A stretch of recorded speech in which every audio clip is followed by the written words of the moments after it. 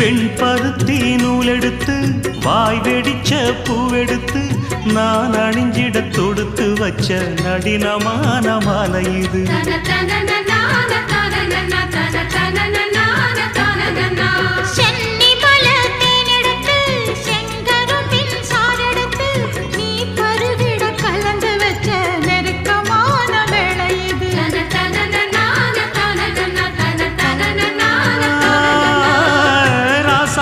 உடம்பிருக்கும் ரவிக்க துணி நானாக அன்னாடம் சூடி கொண்ட ஆசை வச்சாகாதா.